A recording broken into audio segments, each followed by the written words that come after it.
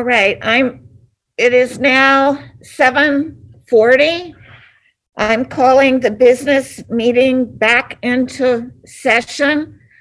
We do have a quorum here. Mr. Parker has had to leave the meeting.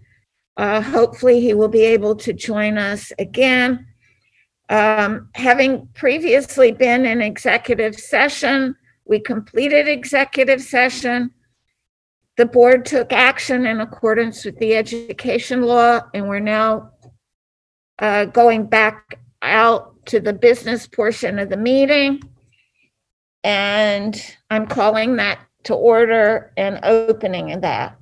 The first item is our Pledge of Allegiance. So I'll lead it if everybody could join me. I pledge allegiance to the flag of the United States of America and to the republic for which it stands, one nation, under God, indivisible, with liberty and justice for all. And before we get started, I know that the board is aware, but because our meetings are held so that the public can hear our meetings, Dr. Gianni is not with us tonight. He's with his family. His father died yesterday, and I think I can speak for the entire board and the individual members in saying that we are sending our condolences to Dr. Gianni and his family during this very difficult time. I also am appreciative of Dr. Gianni for having left all the administrative details in such good order so that we could proceed with our meeting tonight without having him here. So next, I think I need to tell about emergency evacuation procedures. There are only 4 of us in the boardroom. I'm here along with Sarah Schiaffoletti, Nelson Briggs, and Christine Flynn. But all of you know how to exit the building in case you have to. You know it's smoke-free.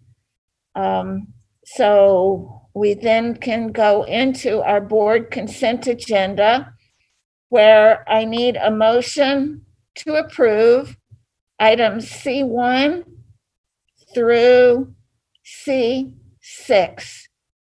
Is there a motion? Mr. Trent, and a second, Ms. Ancona.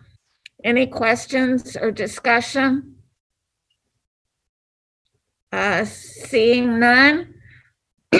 All in favor of approving items C1 through C6, raise your hand. It's 6 in favor with Mr. Parker absent for the vote. Now we get to go to trustee and advisory committee reports. Ms. Ancona. There hasn't been any advisory committees that I've been on since our last meeting. Thank you. Okay. Do you have any word from your school liaison? Yes, I could do that now. Or anything you can report to us? Sure, that would be great. So the high school sent me a few things that were going on, and next month is Black History Month, and 5 of our seniors will be recognized by Brookhaven Town at their virtual Black History Month celebration on Friday, February 5th. Selected students had to have a minimum cumulative grade point average of 3.5 or higher, or 90 average or higher. Our honorees at Bellport High School are Nora Hunt, Michael Paredes, Cameron Kerr-Smith, Dream Smith, and Delia Tinsley. So I'd like to congratulate them. And then we have another thing that Mr. Hogan had sent was, hold on one second, I'm sorry. I pulled it up on my personal email.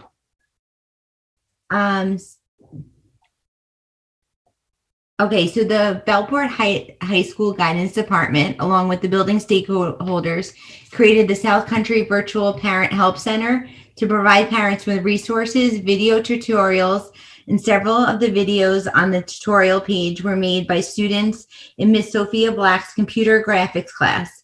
It's been posted to the South Country Parents Resource page on the website, and the links for tutorials and resources and what to do if can be found in the upper right-hand corner of the homepage. Thank you. Oh, thank you. And Ms. Aruda? Sure, thank you. No advisory committee reports. We haven't had any since our last meeting. I am the liaison for Frank P. Long. Go Frank P. Long. I love my Frank P. Long staff and administration. I was very happy to spend some time talking with Ms. Rosinski and Ms. Olberg about all the wonderful things that are happening at Frank P. Long. And it made my heart grow to know how proud they were of their staff and their faculty, as well as their parents and their students, and the collaboration that they've really come to during this time and how they're all really working together. That is typical of Frank P. Long and who they are, and to see that they are still following through with that during these difficult times really just makes me smile. For their after school activities that unfortunately have always been their pride and joy. They're able to do a few of them right now, but they are looking forward to being able to maybe do a few more virtual ones. So hopefully stay tuned for that coming up. And I'm just very, very proud of everything that is going on over at Frank P. Long, and to know that the collaboration there is really still alive and well. Thank you. Ms. Felice? Thank you. Yes, for my one good thing about our schools, I was able to receive information from Principal Manziata from Vern Kritz. And there she says, thank you so much for reaching out. We are happy to have all our students back in person for either 4 or 5 days of instructions a week since December 14th, 2020. Everyone has been working together as a team to ensure we keep the entire building safe and healthy. Currently, we are planning on hosting our 3rd annual Career Day virtually on January 26th, 2021. We are also working on arranging our Snuggle Up and Read event for February 4th, 2021. This will also be virtual during this school year. Kritz looks forward to a time when you will visit us again soon. Thank you for all you do to support our school and community. And that's from Principal Manziata. I'm also co-liaison. Ms. Ancona and I reached out to Principal Ginty, and he sent us a note of what was happening over there. And there they have a theme for this month. Apparently they have themes every month. And this month it is Imagine It, Make It. And that's where they read a book, and then they read a book and they imagine about the book, and then they draw pictures relative to the story that they just read. And they sent off some pictures to me that I'll forward to the superintendent, and so that the rest of the board can have it. But they went along to describe different parts of a dragon as the books were read to them. They love this activity, and every child's interpretation of the dragon was different and unique. And I think that's evident of what we all are too. And that's what makes our beautiful mosaic here in South Country.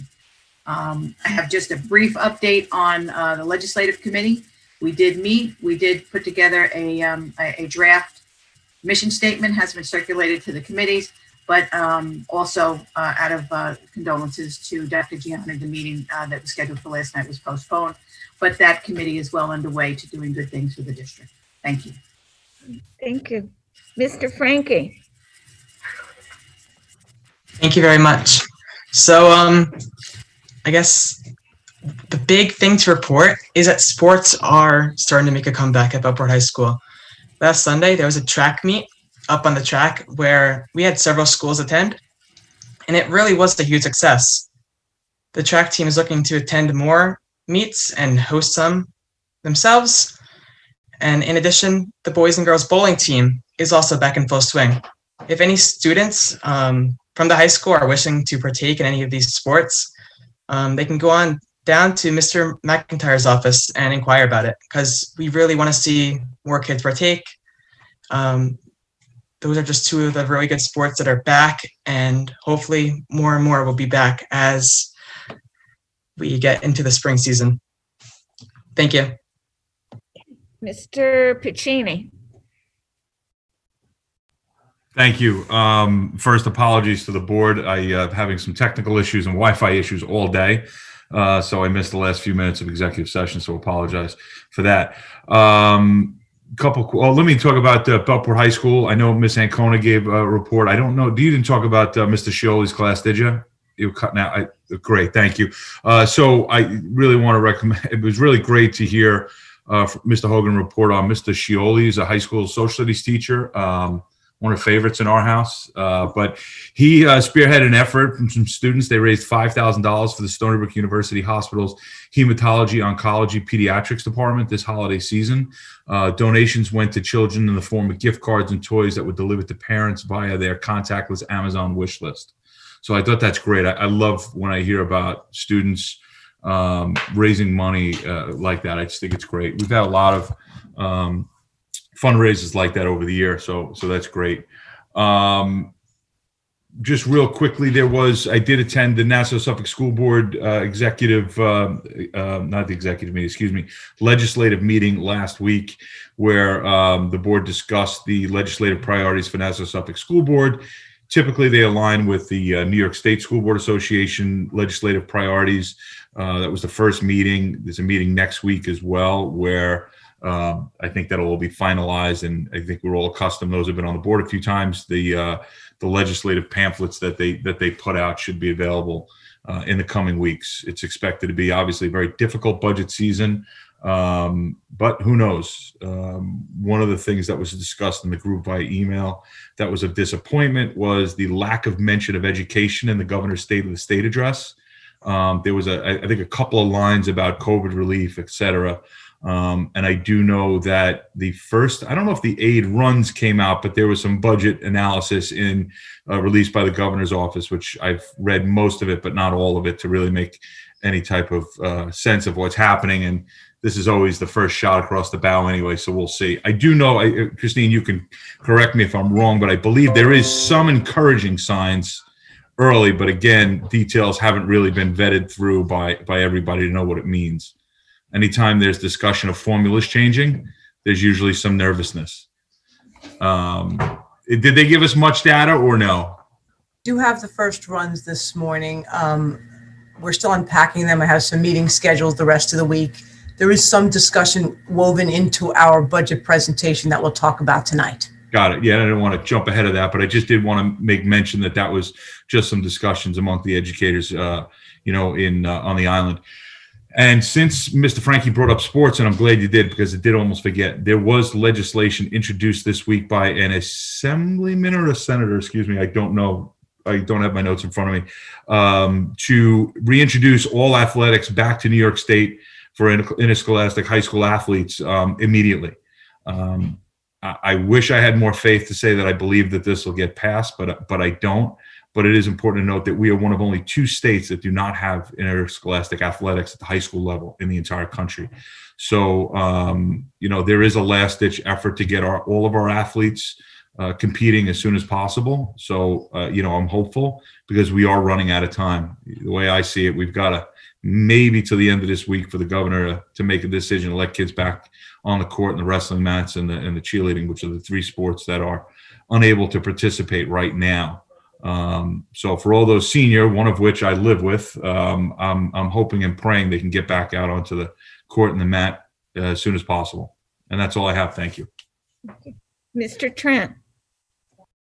So I was speaking to Cramer Street's principal, Mr. Clark, and he says that the Cramer Kingdom's shared decision-making team has partnered with the middle school's A World of Difference Club to have virtual book buddies with middle school students and Cramer students. They meet virtually and they talk about books and other social activities. And he says that the students are loving it. Oh, thank you. And then for myself, I'm the liaison to the Brookhaven Elementary School. And Dr. Raymond, the principal, said, I appreciate the board's interest in celebrating the positive at each of the respective buildings. At Brookhaven, as a building, we've been engaging in discussions, creating supportive and inclusive opportunities for all students and their families. Part of this work is looking at how we can identify skills and talents of our families to support learning and creating ways to engage in real-world learning experiences. We're looking at expanding previously established events such as Read Around the World to reignite school pride and unity. So thank you, Mr. Frankie, for making the suggestion about one good thing, because we've heard way more than one. And it's interesting to hear about collaborations between the different schools, the younger kids in the middle school. And I saw Mr. Piccini's hand. Yes. Thank you. I did just want to add something. I did also want to pass my condolences off to Dr. Gianni and the Gianni family. I don't know. I'm not sure if anyone knows much about Dr. Gianni's his father, but Lou Gianni is somewhat of a legend nationally in the wrestling community. I believe he was an educator at gym teacher's whole career in Huntington, but he's a member of the United States Wrestling Hall of Fame, was an Olympic wrestler, and he actually, during the course of the tournament when he was in the Olympics, beat the eventual gold medalist, but was disqualified later on in another match due to an infection or some sort of a health issue that was much different way back when. But he really is a beloved figure in the Huntington community specifically, but well known all across Long Island, the United States, in wrestling. So, I wish peace and blessings upon the Gianni family this week as they lay to rest their patriarch. So, thank you. Thank you for adding that. All right, I think we're ready to go down now to public commentary. I think our clerk is saying that there are no letters submitted, so we don't have that. And next we have items for discussion and action, perhaps. The first, though, is the budget presentation, and that's Ms. Costa. Thank you, everyone. I'm going to share my screen now so we can all see the PowerPoint.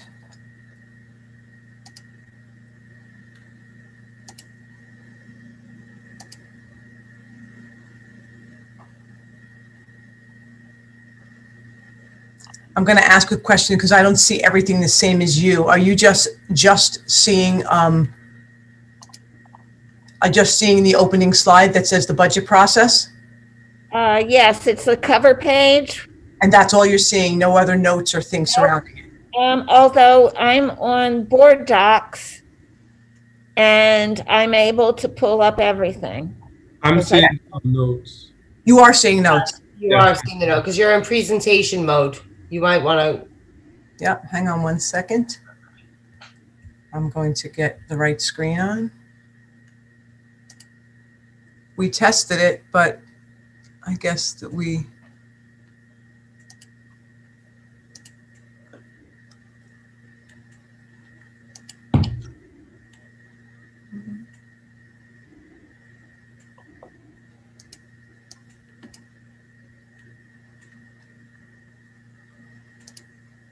Hang on one more time.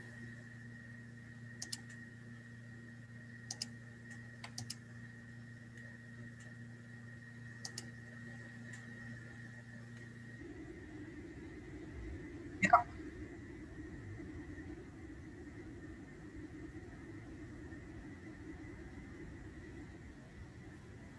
Say it again. I just did. From beginning.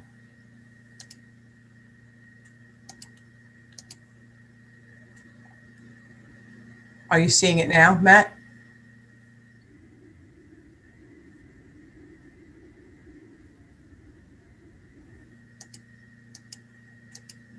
It's not working.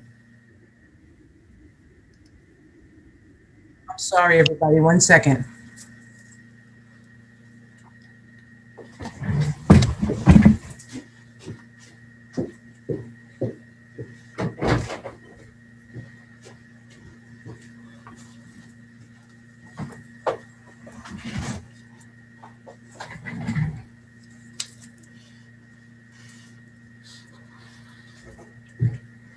Okay, here it is here. Okay. I'm actually going to mute.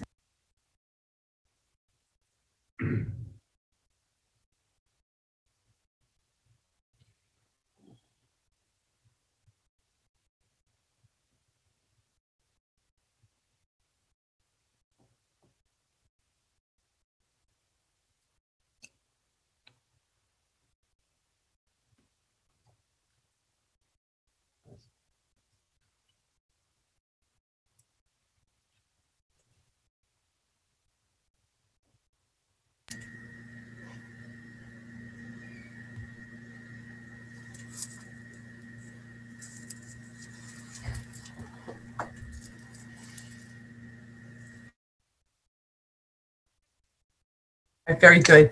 Thank you, everyone. Sorry for the delay, technical delay. Oh, welcome. Before you begin, Sure. since we're on YouTube, is this being shown to the public also the way you have it presented now? Because on the screens here in the boardroom. Yes, it is, Ann. Yes, it is. Okay. Okay, great. Then I'll start. Well, welcome everybody to the 21-22 budget development season. Welcome Board of Ed, welcome the community. Just going to do tonight, during this presentation, we're going to set the foundation for our subsequent sessions. Tonight, we're going to discuss the budget process. We'll discuss our financial condition, including our reserves, and we'll discuss the foundations of the budget process and our condition so that we can develop the 21-22 budget and take a long-term view. So again, welcome to the 21-22 budget season and the mosaic of our community, which is our students. This year, we rolled out a budget development calendar for the first time. You're taking a look at it. I know it's been previously shared with the board, and we'll continue to refer to this calendar as we move through the budget development process. Here we are today in the process on January 20th, and we are here. We're going to talk planning.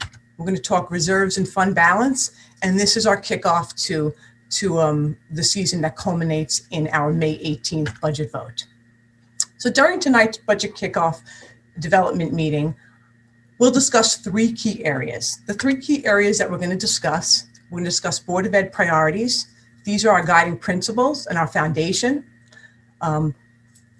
We're going to talk about special considerations for this year, for this first meeting. We'll discuss the pandemic considerations and other considerations that will be woven through as we move through the budget development process.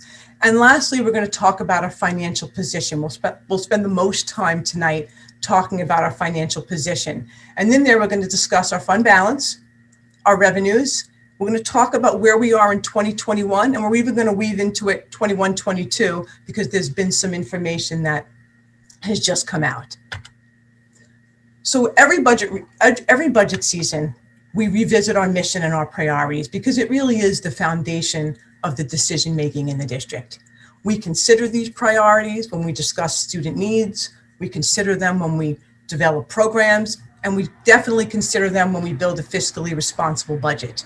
They're so much a part of our foundation that I think it's important for us to actually go over them and speak about them. So I'm going to actually read them so that we, in the community and everyone here can understand our priorities set by the Board of Education. Number one, we continue to support teaching and learning aligned to New York State learning standards, ensuring all students receive skilled instruction, leading to growth and the attainment of grade level learning expectations or above. Number two, we continue to provide a safe and secure learning environment that is accepting and welcoming to everyone and ensures all children have access to a well-rounded, culturally responsive education that supports their social emotional development during the school day and during co-curricular activities. Number three, review and evaluate our educational programs and develop a plan to improve programs where needed in time for the 2021, and we'll say the 21-22 budget consideration, specifically in the areas of equity in education, remote teaching and learning, and social emotional support for our students and staff. Number 4, continue to build partnerships in our learning community with all residents and increase parent involvement and communication within our schools and our learning community. Make appropriate support and workshops available to parents to assist them in supporting their children's accountability and success with remote learning. Number 5, recruit, train, and retain faculty and staff that is reflective of the cultural and linguistic diversity of the South Country community.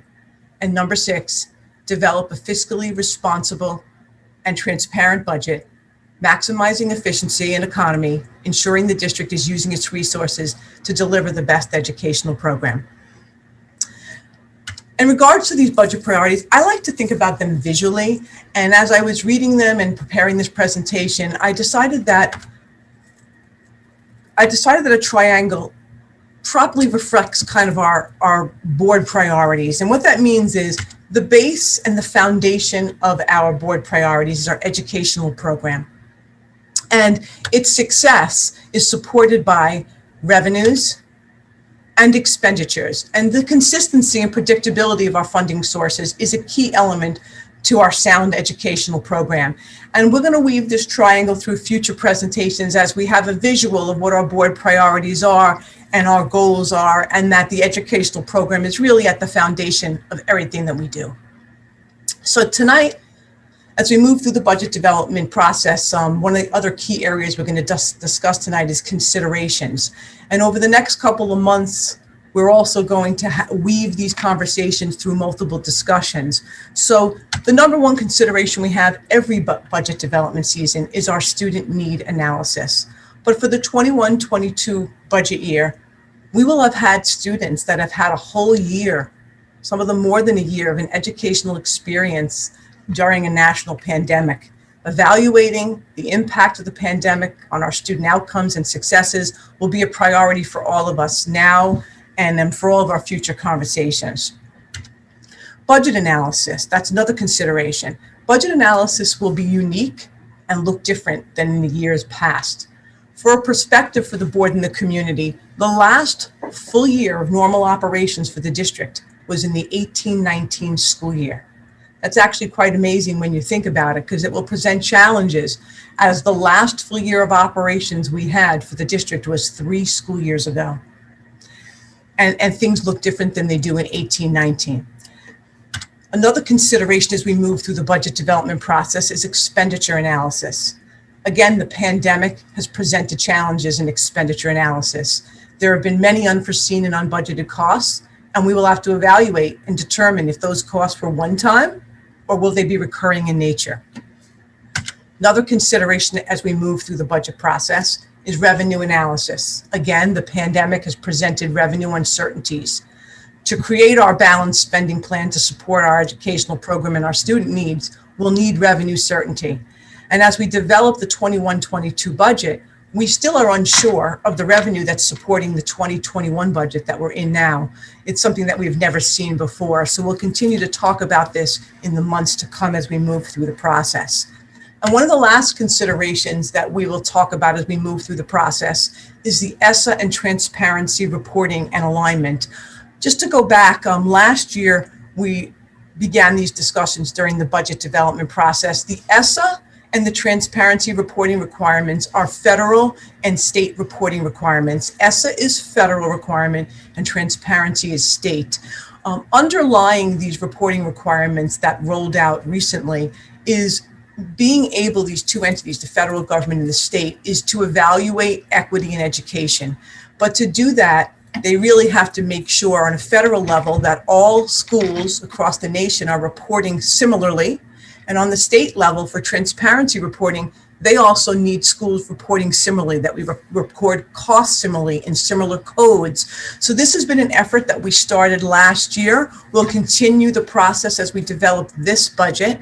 And we estimated last year that the realignment effort will take about 3 budget cycles to complete, because it's not a one and done. We get feedback from these agencies on things to change and improve. So this is actually the second year of those alignment efforts, and you'll hear the words ESSA and transparency alignment as we move through the budget process. So those are our considerations as we in the months to come. So the third key area that we're going to speak about tonight is really our financial position. In this first budget development meeting every year, we review our financial position so we have a foundation for our future discussions. Tonight we will talk about fund balance. Fund balance is made up of 2 elements, reserved fund balance and unreserved, and we're going to talk about those in detail. We're going to talk about revenues and the uncertainty both for the 2021 and the 21-22 school years.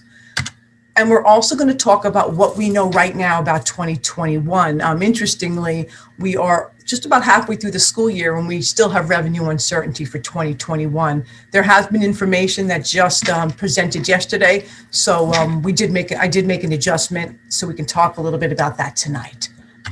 So our first part of the financial condition conversation is our reserve funds, and the reserve funds for the district are noted here.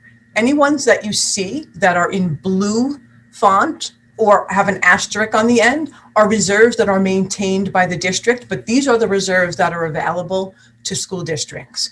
And just as their sources, all reserves are authorized by general municipal law with the exception of the property loss and liability reserve and the capital reserve. They are authorized by education law. So we're now going to speak about each of these reserves individually so we all have a basis of what they can be used for, because reserves are, they're allowed by law, but for the specific purpose which they are set up for. So those funds are limited to their use. So we're going to talk about their use and other things that surround the legality of these reserves. So the first reserve that we have is the capital reserve. Capital reserve can be used to finance capital projects in the district where bonds could be issued. An example of this is right now we have the Kramer Street vestibule and window project going on, and that actually is funded by capital reserve. That was actually voted on 2 budget cycles ago by the public to move forward with the Kramer Street project, and that is ongoing, and we anticipate the windows being completed soon. But the capital reserve is how you put money away that you would normally bond. It has advantages. You do not have to bond money in the future, and you do not have to pay the interest cost of that bonded money. So that is what the eligible uses are of the capital reserve. Its authority must be established by voter approval, so it must be put on a referendum. And its use also must be voter approved at a subsequent time when you determine what the use is. When we went forward with the Kramer Street window and vestibule project, that was approved by the public. And like all the reserves we're going to talk about tonight, they all must be invested and all the interest must accrue to that reserve, meaning whatever interest is earned stays in that reserve. So this capital reserve for us, because it requires a voter approval, was created on May 17, 2016. And the reserve ceases either at a funding level of $10 million or after 8 years, which for us would be 2024, whichever is earlier. As of June 30th, 2020, which was our last audit, there's a balance in this reserve of $2,339,000. Next reserve, the Employee Benefit Accrued Liability Reserve, known as EBLAR. The eligible uses for this reserve it can only be used to pay for employee unused sick, personal, and vacation time payouts. It can be established without voter approval, and it can be used without voter approval. Again, the funds must be invested and interest must accrue to the reserve. This reserve was created by the district on June 17th, 2009. And as of our last audit, June 30th, 2020, there's a balance in this reserve of $4,957,000. The repair reserve. The eligible uses for this reserve are a repair to a capital improvement or equipment that's non-recurring or unknown. It can be established without voter approval. The uses are interesting here. If the use is emergent in nature, so it's an emergency, 2/3 of the board can approve the use of this money. But the interesting in the code that's interesting about this reserve is you must replace that money. Half must be replaced the next fiscal year, and the second half must be replaced the second year. And if you're using this money for a non-emergent nature, it requires a public hearing. Again, funds are invested and interest accrues to the reserve. We created this reserve on December 5th, 2018, and as of our last audited year, June 30th, 2020, there's been no funding of this reserve. Retirement contribution reserve. The uses of this reserve are used to pay the retirement contribution costs for the New York State Local Employees Retirement System. And that's for our classified employees, our non-certificated employees. The authority for this reserve is without voter approval, and it can be used without voter approval. But to actually use this reserve, you have to have corresponding expenditures associated with it. You can't use any amount. It has to be up to an amount that you would pay for that year. These funds can be invested, must be invested, interest accrues to the reserve, and they can be transferred to another reserve after a public hearing. We created this reserve again on June 17, 2009, and as of our last audit, June 30th, 2020, there's $5,089,000 in this reserve. And for this school year that we're sitting in, the 2021 school year, the Board of Ed approved the use of $200,000 of this reserve. Christine, I'm sorry, can you just say what the balance of that reserve is one more time? For Mr. Trent, at the end of all the reserves, there's one slide that summarizes it all. Okay, thank you. Okay, if that helps. So that's the retirement contribution reserve. The next reserve, the Teachers Retirement System Contribution Reserve, is actually a sub-fund of the Retirement Contribution Reserve. This reserve is the newest reserve allowed by law, and there's been a lot of lobbying for this reserve in the past. The public schools really wanted a way to reserve for teacher retirement contribution costs, which really only affects public schools. And there has been years of lobbying. Almost as long as I've been in this industry, about 20 years, they've been lobbying, and it just recently passed in 2019. So the board did establish this reserve on July 2nd, 2019. It can be used to pay New York State Teachers Retirement System contribution costs. It's established without voter approval. Again, it can be used without voter approval up to an expense that you would have for that year. But when this was created in 2019, it had some items to note. One of the items to note is annually you can't fund this reserve any more than 2% of the total compensation of your teachers. And teachers is actually defined as your certificated employees. It includes your teachers, principals, administrators, and directors, anyone who's certificated. So we can fund up to 2% a year into this fund, and the fund cannot exceed 10% of the total compensation of all your certificated employees. Funds must be invested, interest accrues to the funds. You can transfer out of this reserve upon a public hearing, but the Board of Ed can transfer between the retirement contribution reserve or the ERS reserve and this TRS sub-fund reserve. Because it is a sub-fund, they can transfer amongst those reserves. So we established it when it was first allowed, July 2nd, 2019. And as of our last audit, June 30th, 2020, there's a balance in this reserve of $1,253,000, which is approximately 2% of the total compensation of our teachers. And for this school year that we're in, 2020-21, the board approved the use of $550,000 of this reserve. Unemployment insurance reserve. The eligible uses of this reserve are really for self-insured school districts, which we are under Article 18 of the labor law, and we reimburse the state for any claims that are processed for unemployment insurance. This reserve is established without voter approval, and you do not need voter approval to spend, but you can only spend up to what the expense would be for a year.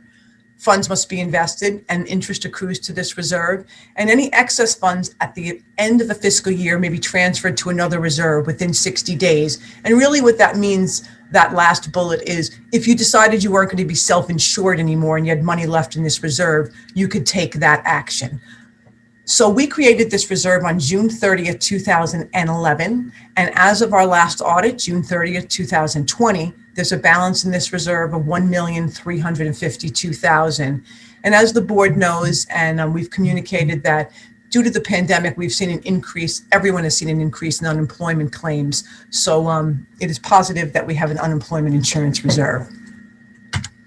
Next reserve, the workers' compensation reserve, very similar to the unemployment reserve in that it's for self-insured school districts for workers' compensation claims. We are self-insured and we pay lost wages and benefits. The state workers' comp board processes those. We get bills and claims for those, and we have to reimburse the state for that. It is established, this reserve, without voter approval, and it can be used without voter approval up to the expenses that you would have for a year. Funds are invested, interest accrues to the reserve, and like the unemployment, if there's excess funds available at the end of a fiscal year, if you no longer were going to be self-insured, you can transfer those to another reserve within 60 days.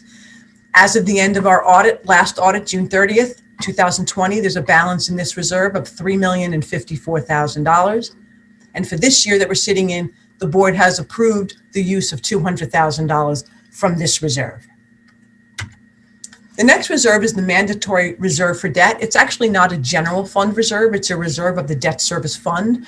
And how money is naturally reserved in the debt service fund if you have leftover money from some of your capital project work, costs that came in under budget, and money develops here. The money must be returned to the general fund because it paid the either the debt, the bonds, or it did a transfer to capital, used its capital reserve money. So this money belongs back to the general fund. So the authority for this is without voter approval. Voter approval is not required to use it. And again, funds are invested and interest accrues to the reserve. As of June 30th of 2020, there's a balance in this reserve of $1,174,000. And in this school year, the 2021 school year, the board has authorized the use of $600,000 of this reserve. We just spoke about all the reserved fund balance, which are for specific purposes. The second piece of fund balance is the unreserved component. And under the unreserved component of fund balance, there's two categories. There's the assigned fund balance, and that is fund balance that the Board of Education approves as a funding source for the following year's budget. So for the 2021 school year that we're in right now, the board had approved $4 million as a funding source for that year. And that is known as our assigned fund balance. And then after the assigned fund balance, it's our unassigned fund balance. This is the fund balance that's statutorily limited to 4% of next year's budget. And we often talk about that, that's limited to 4%. And it's also referred to as rainy day funds. We are at the statutory limit of 4%. So for our district, as of our last audit, June 30th, 2020, that balance is $5,533,000, and that is the limit for us. Just as a point of reference, just a talking point, public schools are the only New York State government agency statutorily limited to what we can reserve for a rainy day fund to 4%. There are other, standards they talk about in other public agencies of, it shouldn't be more than 25% of your next year's budget or certain things like that. But we're the only one statutorily limited to 4%. And Mr. Trent and to the community, here's a summary of everything we just spoke about on our fund balance. This is all the reserve funds on the left, and then the unreserved fund balances at the bottom. This is our history. If you actually look back, June 2005, I guess not too long ago, we had no fund balance to speak of. We were in a negative fund balance situation. And then you'll see from June 2016 forward to our last audit year of June 2020, how our fund balance has looked, both reserved and unreserved. And you'll see that our fund balance for June 2020, that was our last audited year, how that has increased $2,855,000. $1.5 million of that increase, if we all remember, is related to the town bus contract that we did not pay at the end of the last school year when we were closed for the spring, and there was no transporting of students happening in mid-March through June. So about $1.5 million of this $2.8 million is related to our settlement with town on that contract. So here we are, and that's where we stand. And that brings us through to June 30th, 2020, but we're now in 2020-21. So what do we know now? Where are we in our current school year? When I was developing this presentation, I was presenting a best case, current case scenario, and a worst case scenario. I'm going to go through them quickly only because as of this morning and late yesterday, there's new news. So there is a fourth slide that kind of is based on Governor Cuomo's state of the state and his executive budget proposal that he just rolled out yesterday. So I'll go through these quickly. The best case scenario had the district with our state aid down $1.5 million, mostly related to the transportation contract that we did not pay. By not paying a contract, you also don't get the aid the following year. And we knew that when we negotiated that with town last year. We have all of our use of facilities and many other fees down because we're not using our facilities due to the pandemic. And this is the best case scenario because up till recently, the Regents Board had proposed to the executive office and Governor Cuomo to restore the CARES Act money. Last year when the budget was built, there was a supplanting. Governor Cuomo reduced the foundation aid and gave us the federal CARES Act funding as a replacement. For us, that was $900,000. And the Regent's proposal was to restore that for all of the unknown COVID expenses for districts. So just a couple of days ago, that's what we knew. And then we do know up till today that COVID expenses are today about $1.1 million that were not planned in the budget. And we do know that our unemployment costs are about $150,000 more than we have budgeted for. The estimated impact of this best case scenario to our budget would be a negative impact of about $2 million. Our current scenario, which really isn't current anymore, would not have restored the CARES Act funding, and we would have seen our state aid down, loss of fees, and our expenses for COVID and unemployment increased. And that would have had about a $3 million negative impact to our budget for this year. And then we had our worst case scenario. Our worst case scenario was based on the fact that we've heard for a couple months now, and as we all do know, I think, at least on the board, we know that the state has been withholding 20% of our aid payments. That includes state aid and grant funding to the district. They've been withholding that money. And when they adopted the budget last year, it gave the authority for the governor to go forward to the legislature and reduce our aid after the fact. We have yet to hear, we've been hearing a lot of words that it could be up to 20%.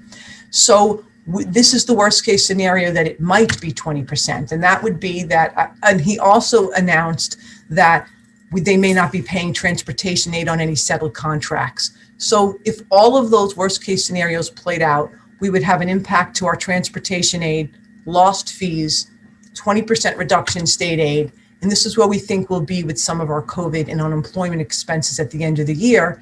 This would have a negative impact to our current year budget of about $13 million.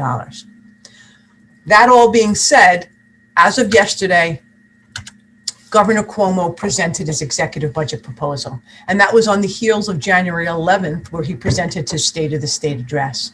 So yesterday, his proposal, if you read the paper, or we're still unpacking a lot of it, it's a lot of information. But what we do know is that he is developing two budgets.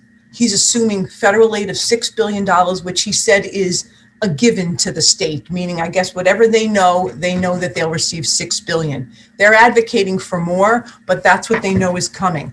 So this is what we know as of now. He has already announced that he's going to propose a state aid reduction of 5% to school districts in the state of New York, and that transportation aid currently is being said that it will only be paid if you were transporting materials and meals, not if you settled a contract or paid wages, if you have in-district transportation.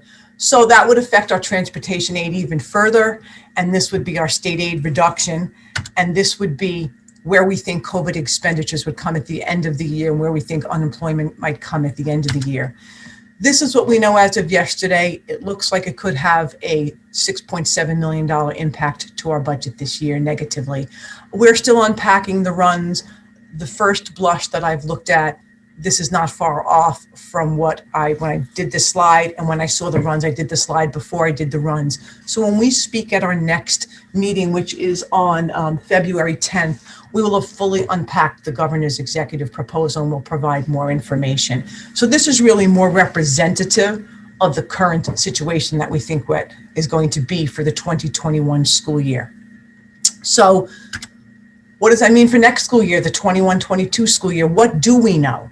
We know that in Governor Cuomo's executive proposal yesterday, he discussed, well, we know a couple things, that the Regions Board about a week ago or so, maybe 2 weeks ago, had recommended a foundation aid increase of 0% for the 21-22 school year. They advocated to restore the CARES Act funding, which doesn't seem at first blush to be on the runs, but they did also, and they married with that a recommendation of a 0% foundation aid increase, which has never happened. The Regions has always recommended a foundation aid increase in the 4 to 8% range. So what we did see in the very first glance of the runs this morning is no increase to foundation aid in the executive run. And this gives us perspective of the New York State revenues. New York State is currently projecting a $30 billion revenue shortfall through 2022.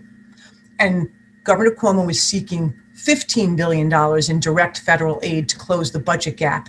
As I said in the prior slide, he built the budget and what we're discussing, we believe now, based on $6 billion, because he knows that's coming to us, but he's advocating for 15 because that's our budget gap. He has discussed that there'll be some restorations if there's 15 billion. But after his State of the State address on January 11th, Eric Randall from NYSBA wrote an onboard extra article. And in that article, he said the following, and I'm going to actually read it. Cuomo also expressed hope that Congress and the Biden administration will help close New York's $15 billion budget gap. To illustrate the magnitude of that deficit, he said, quote, he is Cuomo. Cuomo said, quote, if we cut education funding for our children 20%, we would save $5.2 billion. So just as we all have a reference that the $15 billion budget gap that they're looking to close, even if they cut, which we saw what a 20% cut in state aid would do for our district, it would be devastating. That would only get Governor Cuomo a third of the way through his problem. So on that great news, we also learned in October of 2020 that Standard & Poor's, a rating agency that rates debt that's out on the street, they issued a credit downgrade for the state of New York from AA2 to AA1. And then in December, just last month, they issued a revised outlook for state of New York from stable to negative. So that's just acknowledging the hill and the hurdle that the state is going to have to come through.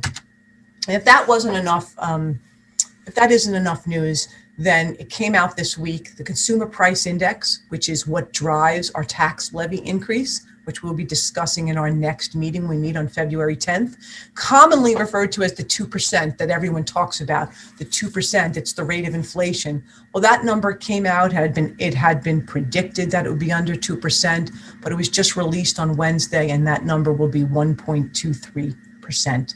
That is not good. That is not good news. That directly impacts our tax levy. And for a district like us, in a preliminary calculation that I did, that's about a $550,000 impact to our district. So Governor Cuomo's address yesterday, I'm just going to go over with everyone because it's brand new, some of the things he discussed. So he discussed that he's developing two budgets, one based on the $6 billion federal aid and one based on $15 billion that he's hoping for. But what he discussed in relation to the $6 billion aid is that he is changing the payment withholdings from 20% to 5% to schools, and he's going to recommend making the 5% a permanent reduction in state aid, which we looked at that slide previously. Okay, he also mentioned that he will not be, that reimbursement for transportation costs, which has been back and forth with the state right now, that the cost of delivering meals and instructional materials during the pandemic, he is moving forward. But it's important to note, this is from NYSBA and other of our agencies that we, other of our agencies that we work with. It's important to note there's been no mention of costs associated with transportation contracts settled or ongoing payroll costs for transportation. Cuomo had said he will continue school level transparency reporting. In one of our prior slides, we talked about ESSA and transparency alignment. There's been a lot of advocacy to not move forward with transparency reporting because it really is an unfunded mandate. It's a lot of work, a lot of payroll resource, a lot of resources of our staff to do that, but he has committed to continuing school level transparency reporting. So we will continue aligning and doing the work we need to get there. But one of the items he's also pushing forward, he did last year, which was eliminating, he is looking to group together all expense-based aids. And he proposed that last year. It didn't make its way through the legislature. He's proposing it yet again. So he's continuing that trend of wanting to move away from expense-based aids. Expense-based aids include transportation. They include high-cost aid. They include BOCES aid, textbook, library, computer software and hardware aid. Those are the things that make up that. He's looking to group that together and not be based on what is spent. And he's also looking to eliminate all prior year aid that is due to districts in a legislative queue. And what that means is if there are districts out there that miss a filing deadline for something, you go in what's called the prior year aid queue, and every so often the legislature funds some of those prior year aid. So you could get aid money that's back from 5, 6, 7 years ago for your district. They're looking to wipe that all out. And that would be a shame, but there was very little information given on the $15 billion in federal money Fitch received from the state, other than there'd be restoration of some of these proposals. So that's what we're looking at right now. And what does that mean for us? Budgetary options for our 2021 and our 21-22 school years, because we're really still talking about both as we move forward. We're going to have to employ a multi-year approach to the budget development process for both years. We're going to have to identify efficiencies. We're going to have to look at staff reductions, evaluate staff reductions, use of reserves, use of fund balance. So we are still talking about both years. And here's where we are tonight. We're on our January 20th meeting. We're going to meet on February 10th. We're going to talk about the tax levy, preliminary revenue conversations, and by then we should be able to unpack the executive state aid runs that were out today. These are the meetings that follow, and all of these culminate with our May 18th budget vote and trustee election. And that's the presentation for tonight. Thank you. May I ask you a question, though? Of course. In your screenshot on the scenario based upon governor's executive proposal dated yesterday. Yes. Estimated budget impact of 6.7 million. Is that your closest guess estimate right now as to our shortfall compared to what our revenue was last year and our expenses would be? Well, that's true. That's what we know right now, Ms. Hayes. And what I mean by that is we're still in the middle of the year with some things unknown. For example, we still have sports that have not gone on for the year, and where we end up with some of that. We still have moving parts for the 2021 school year that are pandemic related that we can't fully anticipate where we'll be. But these are things we know. What we're seeing here are things that we know, and we will unpack what Governor Cuomo said in more detail next time. But it was a high level estimate of what a 5% state aid reduction might look like to us. But where you, on the screen before, the worst case scenario, that was what you had projected before the governor's statement yesterday. Correct. It seems like he's moving towards the 5% reduction. Okay. So we have to wait and see, and you'll be getting more information to us at your next presentation. Yes. Ms. Ancona has a question. Yes, Ms. Costa, I have a question. Do we know what we're owed from previous years that you said that Cuomo may do away with? Are we owed any money? I do not know of any that we are owed. That is just one of his proposals in his presentation to all public schools. I do not know us to be owed anything. Okay, thank you. You're welcome. Ms. Felice? Thank you, Madam President, and thank you, Ms. Acosta. Sorry about that. Actually, this question is more for the president, but thank you for your presentation. We had, the board had inquired with the superintendent to get a list of all personnel their job titles, their length of service, and their responsibilities. I think since Ms. Costa did mention looking at staff reduction, I think it's timely that we get that report and look at what we have if we have to, God forbid, go in that direction. I think that's a good suggestion. And since you will be having to look at areas where we might be able to save money, that would be some information that could be used by you and by the board in deciding how to deal with any budget shortfalls that we're going to have. Hopefully, we won't have any staffing cuts to do because with the most recent statement from the governor from yesterday, the estimated shortfall is not nearly as bad as had originally been thought. So maybe as you get closer to working out the numbers, we'll see that we're in pretty good shape, I hope. I think it's also, I'm sorry. no, that's okay. I just feel it would also be a good tool for the board to know. This way we know exactly, what is in each and every one of our schools and why. And Ms. Hayes, just to note, there was some, the release of information included something that never was released before or included in school aid runs because it's not a school aid, which was a line item for STAR payments. So there seems to be, I guess, a political presentation of state aid of money that's really not state aid for us. So we'll talk about that next week because the original runs that I think that are mentioned in the paper, we're unpacking them as, in our roles, and we're seeing that there is some reference to numbers that may not be comparing apples to apples from prior years. So if I can interpret what I think you just said, these slides that you have here deal mainly with state aid, the state aid portion. Yes. In terms of the taxes that we collect or that the county collects on our behalf, there may be some adjustment because of handling STAR differently. Yeah, for the first time, the governor is including a line for STAR payments, and it's making it look like it's a state aid payment, but it's not state aid at all. So if you looked at a bottom line total and it said $50 million, it may include $5 million of STAR payments, and it's really the real number that we would compare it to would be 45 million because STAR has nothing to do with our state aid. So there's not a proposal pending to change the STAR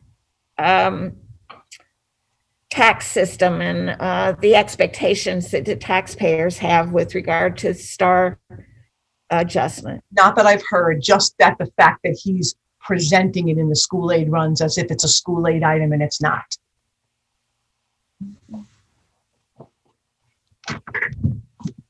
Any more questions about Ms. Costa's presentation? Well, we'll get more information from you at our next meeting. Great. Thank you. Thank you so much. Okay, the next items for discussion and action, it's in F.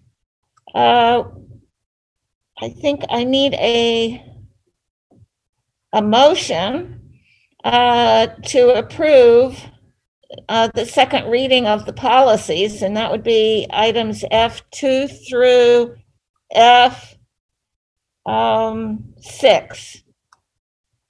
Mr. Trent made the motion. Is it seconded? Ms. Ancona, any questions or discussion about any of the policies? This has been before us for our review. No questions or discussions? So all in favor of approving items F2 through F6, please raise your hand. That's 5 in favor with Mr. Parker and Mr. Pacini absent for the vote.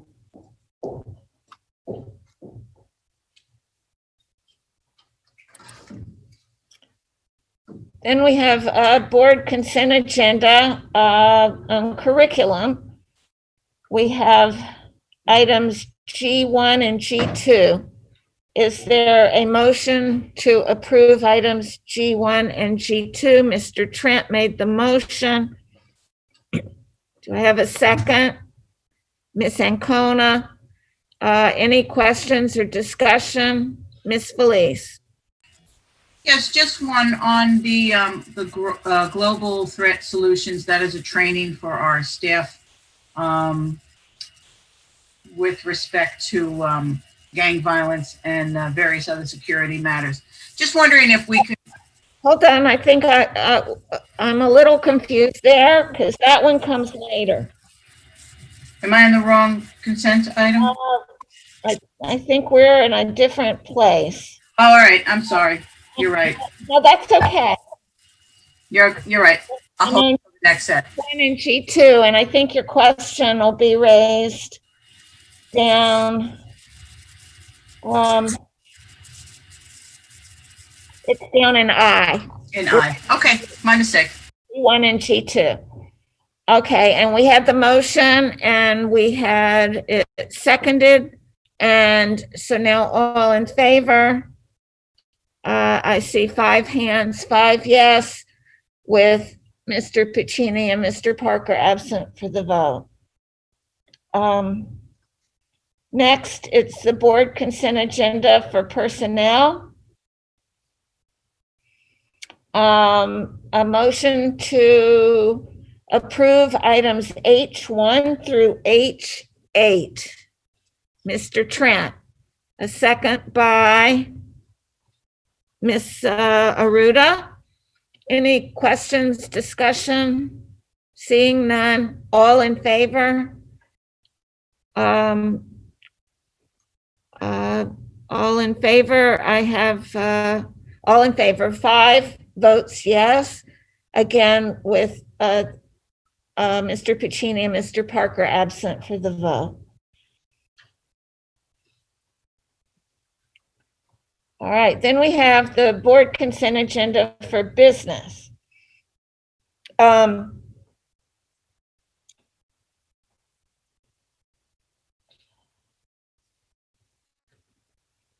see.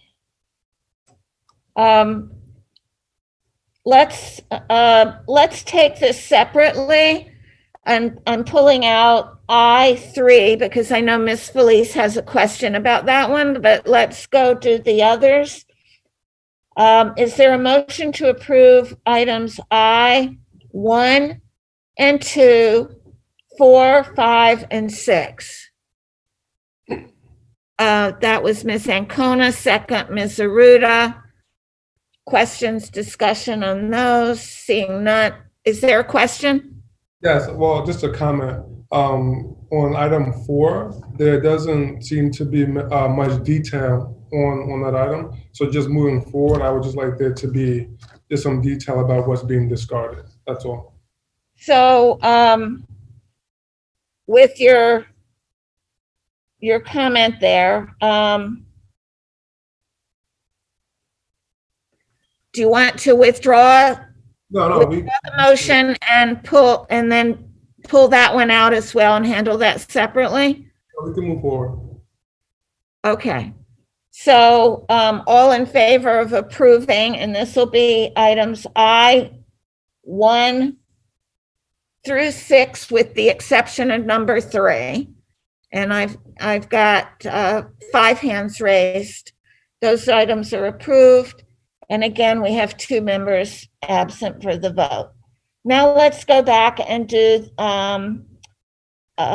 items I3, and that's the agreement with the global threat solutions. And Ms. Felice, yes, that is part of what we're required to do. There's, I believe, 2 sessions of basically lecture. Yeah, my question is, and I'll even make the motion to approve it. if you want to do that and so that it's on the Oh, all floor. right. You want to make a motion to approve by Sure. Mr. Lee. We'll get a second by Mr. Trent. Okay, now we've got questions or discussion. Yes, and my question would be that, could this training be made available for the Board of Education to sit in on and observe? My understanding is it's going to be either virtual or recorded. So Okay, my understanding is that we would be able to benefit from this ourselves. okay, terrific, thank you. Okay. So all in favor now of approving item I3? I see 5 hands raised, and again, 2 are absent for the vote. All right, we're down now. We don't have public commentary. The clerk tells me no. And now we can go to closing remarks. But I start with Mr. Frankie. There we go. All right. So, as I said in the last meeting, a return to school, I feel, isn't just a return to the building, but I feel it is truly a return to home. As I think it's safe to say last year, so in a normal school year, I probably spend more time at the Bellport High School than at my actual home. So now with all the grades making a full return back into the buildings, I truly can't wait to see how we all come back together as a school and as the South Country community as a whole.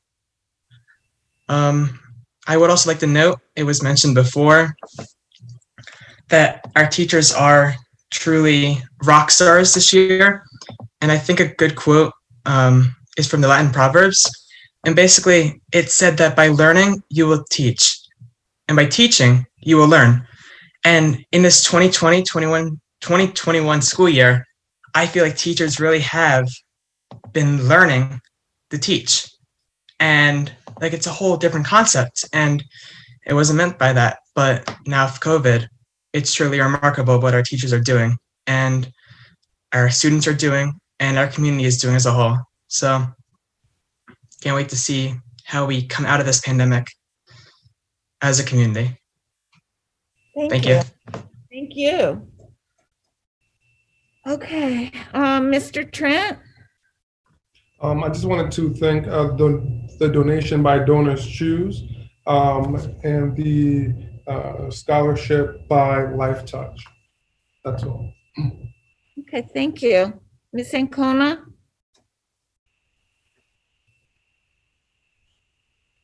I think you're on mute. There we go. Sorry, I was having trouble getting off. So I just wanted to send my condolences to Dr. Gianni and his family, and that was it. Thank you. Ms. Aruda? I want to echo what Ms. Ancona said in sending my condolences to Dr. Gianni and his family.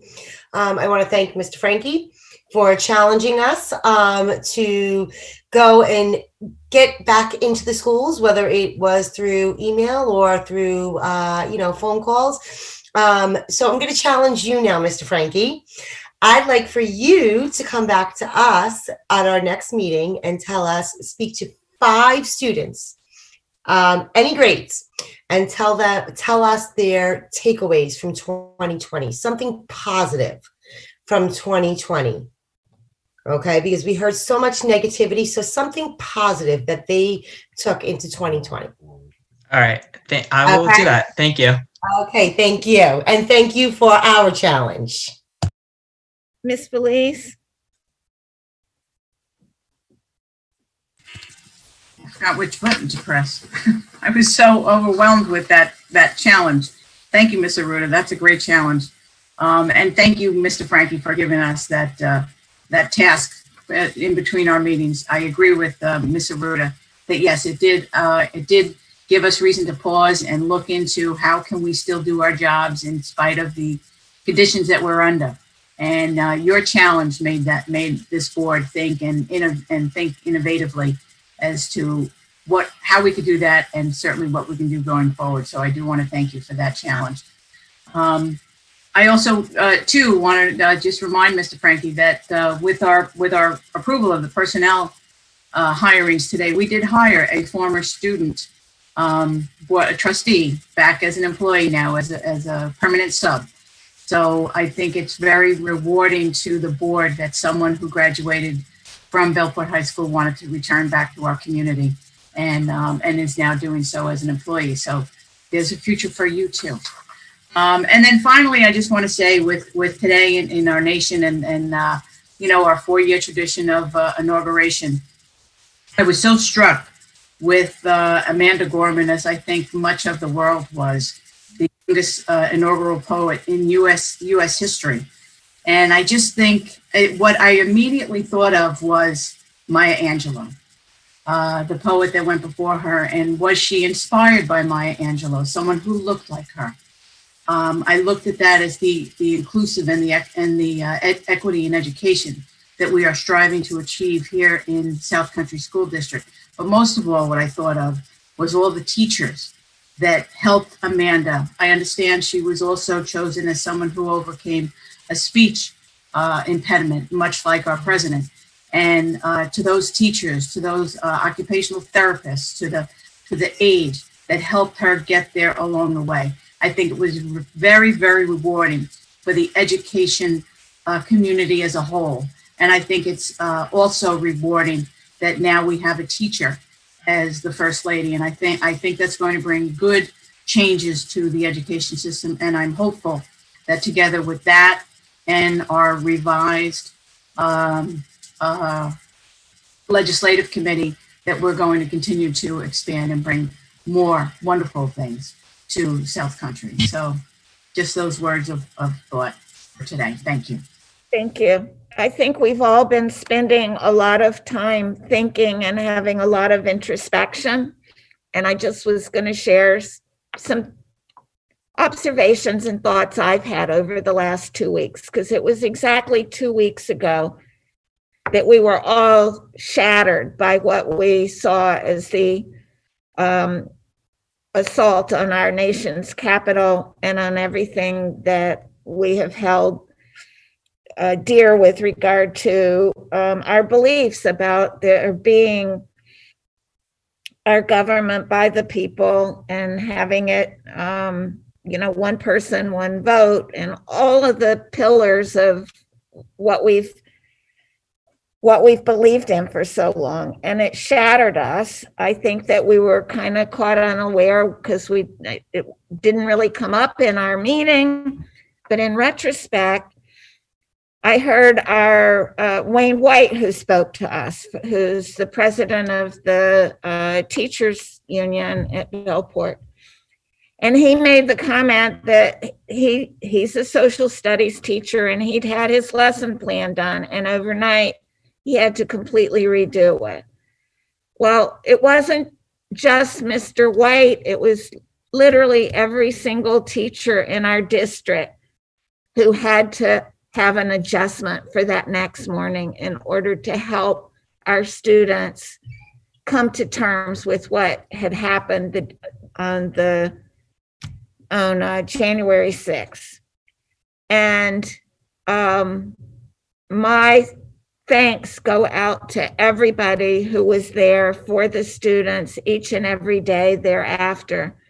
And I also know that Dr. Gianni had expressed recognition and thanks to the teachers in a letter that he'd sent out last week to the staff. So their efforts are recognized. I think that, as Ms. Felice pointed out and Mr. Frankie, we'll see the results of the benefits of all our staff and our teachers as we see our students grow and develop and become responsible members and civic-minded people in our community. And then, like Ms. Felice pointed out, some of them may want to come back and work here, and not just in the school, but in other areas. And again, if they have been given the benefit of our teaching, of our good, solid education, we're all going to benefit from that. And working together, we can work through this. With our Equity and Education Committee, the advisory committee now before the board, we're looking for growth and expansion in the district, and I think we can all look forward to the future. Things are different now, and things need to be dealt with in this new environment that we live in. The pandemic has brought a lot of things to the forefront that should have been dealt with a long time ago, and it's about time we get to it. So I thank everybody at the table here for being on board with all of that, and renewing the commitment that we made in writing last, I think it was last early September, right around Labor Day. Our commitment where we as a board pledged to do our part in examining our education curriculum to ensure that we're educating our students to be the best they can be. We further pledge to be an instrument for lasting change against systemic racism, intolerance, and social injustice. And I'm almost thinking we ought to read that at the beginning of every meeting when I give the directions about how to exit the boardroom and don't smoke on campus. Maybe we need to add that so that we've got that at the beginning of our meeting every time and we keep it in mind. So, all right, if there's nothing else, we're ready for a motion to adjourn. I think Ms. Ancona made the motion and Ms. Arruda seconded it. All in favor? 5. 5, and again, 2 are absent for the vote. So we're now adjourned. We'll see everyone at the next meeting. Good night. Good night. Thank you.